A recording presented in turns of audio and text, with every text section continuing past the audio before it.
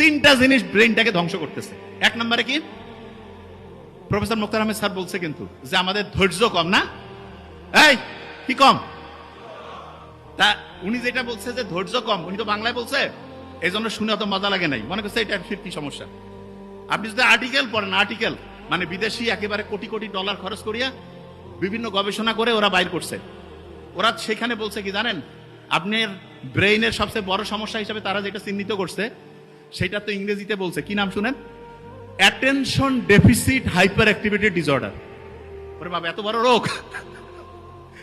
এইখানে যারা আছি হয়তোবা আল্লাহর মধ্যে, এরা তো ইসলামী, এদের হয়তো বেশিরভাগ জনের ব্রেন ভালো আছে, তবে সারা দেশের যদি চিন্তা করি 80% মানে 10 জনে 8 জনের, আমার সাথে একটু বলতে হবে, attention deficit hyperactivity disorder.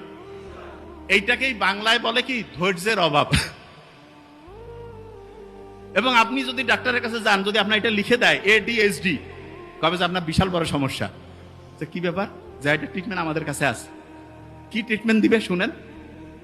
বলবে যে আপনি ঠিক রাতে এশার নামাজ যখন হবে তারপরে মোবাইল টোবাইল দেখবেন না, ঘুমাবেন, ফজরে উঠবেন, উঠে আগে একটু চোখ বন্ধ করে থাকবেন, শুকরিয়া আদায় করবেন, তারপরে একটু এক্সারসাইজ করবেন, সকালে একটু হাঁটাহাঁটি করে সূর্যের দিকে তাকাবেন, সারাদিন সহজে বেশি মোবাইল বের করবেন না, দুপুরের পরে একটু দেখতে পারেন, আর কোন সময় কি কাজ করবেন এটা ডায়েরি মেনটেন করে লিখে লিখে করবেন।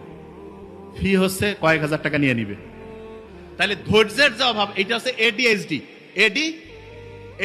Attention deficit hyperactivity disorder. আচ্ছা, আমরা যে নামাজটা পড়ি, নামাজ যে পড়ি, এইটার সবচাইতে বড় গুরুত্ব হচ্ছে ব্রেইনটাকে ফোকাস দেওয়ার ক্যাপাসিটি বাড়ানো।